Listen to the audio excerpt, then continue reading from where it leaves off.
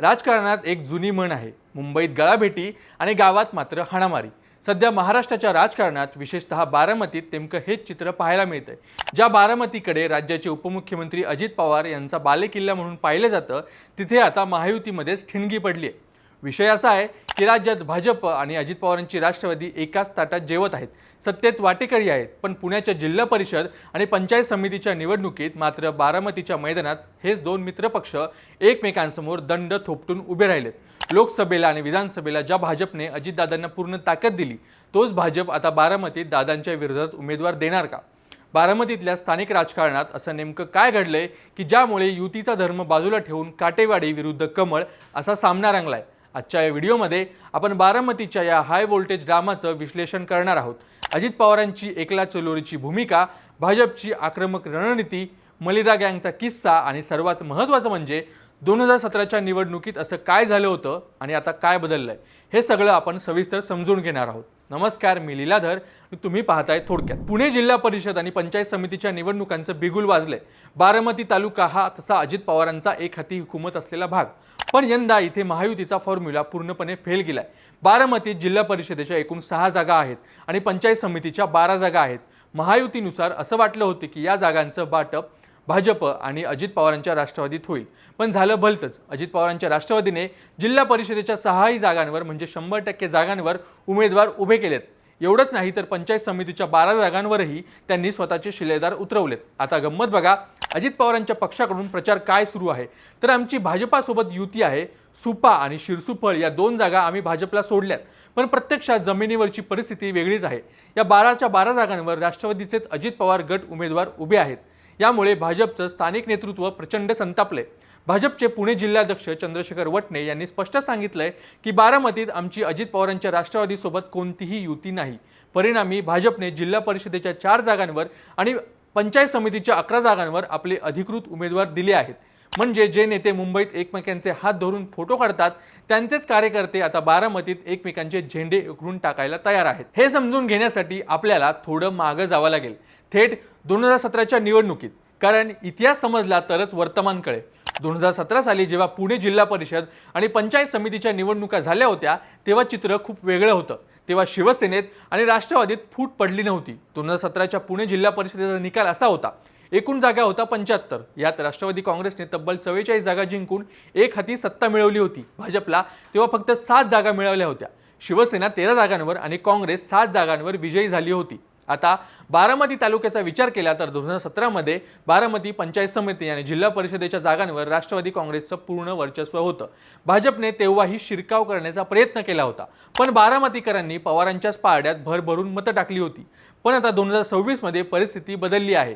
आज राष्ट्रवादी 2 तुकड्यांमध्ये विभागली गेली आहे, शरद पवारांची राष्ट्रवादी आणि अजित पवारांची राष्ट्रवादी।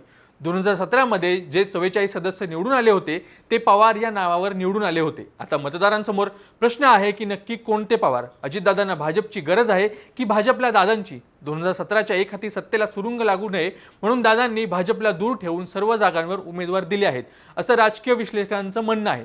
पण निवडणुकीत अजित पवारांच्या गटाने एक हुशारी केली आहे, जिला स्थानिक भाषेत संभ्रम निर्माण करणे म्हणतात। प्रचार करताना राष्ट्रवादीचे कार्यकर्ते सांगतायत की भाजपसोबत युती आहे। यामुळे काय होतंय तर भाजपचा जो मतदार आहे, जो पारंपरिकरित्या पवारांच्या विरोधात मतदान करतो, तो संभ्रमात पडतो। पण भाजपने हा डाव ओळखलाय। लोकसभा आणि विधानसभेचा इतिहास बघा। लोकसभेला सुप्रिया सुळे यांच्या विरोधात अजितदादांनी आपल्या पत्नी सुनित्रा पवार यांना उभं केलं होतं, तेव्हा भाजपने पूर्ण ताकदीने सुनित्रा पवारांचा प्रचार केला होता।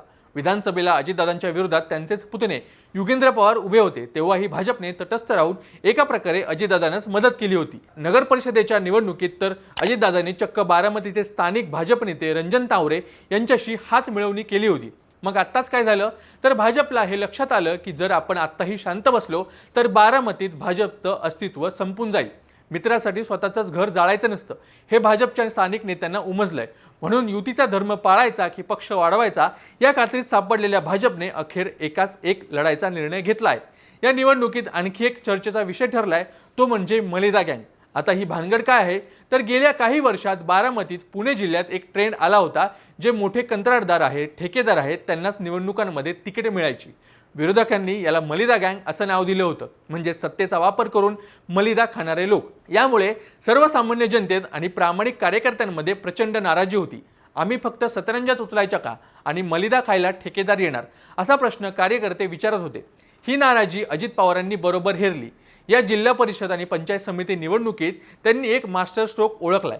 त्यांनी यावेळेस कटाक्षाने ठेकेदारांना आणि कंत्राटदारांना तिकीट देणं टाळलं आहे.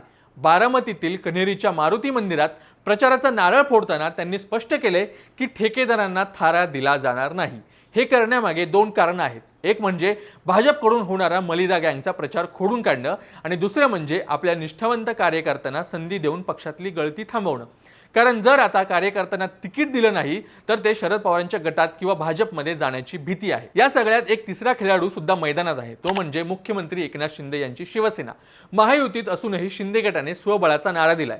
त्यांनी आपले उमेदवारी अर्ज दाखल केलेत, पण खरा खेळ आज रंगणार आहे. अर्ज माघारी घेण्याची ही शेवटची तारीख आहे. आज उत्सुकता ही आहे की शिंदे गटाचे उमेदवार अर्ज मागे घेतात की तसेच ठेवतात. जर शिंदे गटाचे उमेदवार रिंगणात राहिले तर त्याचा फटका कोणाला बसणार? अजित पवारांना की भाजपला? की मतविभागणी होऊन त्याचा फायदा शरद पवारांच्या गटाला होणार? हे गणित खूप क्लिष्ट आहे.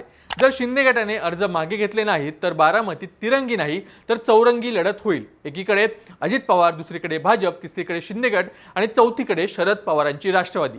अशा वेळी विजय कोणाचा होईल हे सांगणं कठीण आहे, पण मतांची विभागणी नक्कीच महायुतीसाठी डोकेडोकी ठरू शकते. या संपूर्ण प्रकरणावरून एक गोष्ट स्पष्ट होते की स्थानिक स्वराज्य संस्थांच्या निवडणुका या विधानसभा किंवा लोकसभेसारखे नसतात. इथे गल्लीतल्या प्रश्नांवर, गल्लीतल्या नात्यांवर आणि वैयक्तिक हेवेदाव्यांवर मतदान होतं.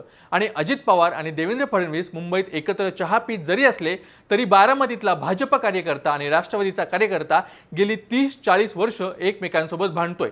त्यांना एका रात्रीत आपण आता मित्र झालो आहोत हे सांगणं अवघड आहे. भाजपच्या कार्यकर्त्यांना असं वाटतंय की हीच वेळ आहे बारामतीत कमळ फुलवायची. जर आता माघार घेतली तर पुढची 5 वर्ष गप्प बसावं लागेल. दुसरीकडे अजितदादांना वाटतंय की बारामती हा माझा बालेकिल्ला आहे, इथे मी कोणालाच शिरकाव करू देणार नाही, मग तो मित्रपक्ष का असेना. तर मंडळी, बारामतीचं हे रणमैदान आता चांगलंच तापलं आहे. पुणे जिल्हा परिषद ही राज्याच्या राजकारणाची मिनी विधानसभा मानली जाते आणि त्यातही बारामती म्हणजे सत्तेचं केंद्रस्थान. आजच्या घडीला चित्र असं आहे की अजित पवार यांना एकाच वेळी अनेक आघाड्यांवर लढावं लागतंय. एकीकडे काका शरद पवारांचं आव्हान, दुसरीकडे घरातूनच होणारा विरोध आणि आता तिसरीकडे मित्रपक्ष असलेला भाजपने थोपटलेले दंड. 2017 सारखी एकहाती सत्ता मिळवणं आता अजितदादांसाठी सोपं राहिलेलं नाहीये. तुम्हाला काय वाटतं? बारामतीत अजित पवार गट राखतील की भाजप आणि शरद पवार गट त्यांना धक्का देईल? आणि महायुती असूनही असं एकमेकांविरोधात लढणं योग्य आहे का? तुमचं मत खाली कमेंट्स बॉक्समध्ये नक्की सांगा आणि हे राजकीय विश्लेषण आवडले असेल तर आपल्या थोडक्यात चॅनलला नक्की सबस्क्राईब करा.